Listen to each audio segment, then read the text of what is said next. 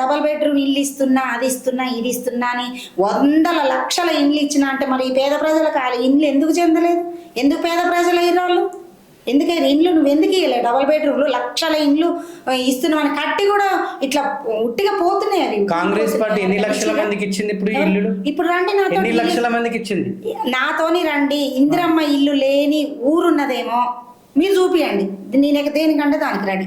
ఈ రోజు కూడా ఆయన డబల్ బెడ్రూమ్లు ఇచ్చి చాట్ల తౌడు పోసి కుక్కలకి ఏట్లాట పెట్టలే రేవంత్ రెడ్డి, కేసీఆర్ లాగా.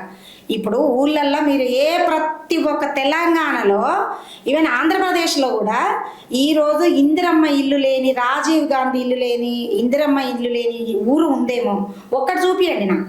నేను దేనికంటే దానికి రెడీ. మీతో ఇప్పుడు పోదాం, మనం మొత్తం సర్వే చేద్దాము. ఇందిరమ్మ ఇల్లు లేని ఊరు ఒక్కటి చూపియండి నాకు. ఇప్పుడు కూడా రేవంత్ రెడ్డి సర్కార్ వచ్చినాక కూడా ఎన్ని ఇండ్లు కడుతుర్రో మీరు పోండి, విలేజ్లకు వెళ్ళండి. విలేజ్లకు వెళ్ళి కేసీఆర్ హయాంలో కేసీఆర్ నీళ్ళని, నిధులని, పింఛన్ అని, అదేవిధంగా ప్రతి పంటకు 12,000 10,000 రూపాయలు 2 సార్లు 3 సార్లు వేసిన దాఖలాలు కూడా ఉన్నాయి. ఇవన్నీ కేసీఆర్ అధికారంలో ఉన్నప్పుడు ఇవన్నీ రాలేదా? వచ్చినాయి.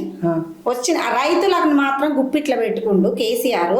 ముసలోళ్ళకి పింఛనిచ్చి ఎరేసి గుప్పిట్లో పెట్టుకుండు.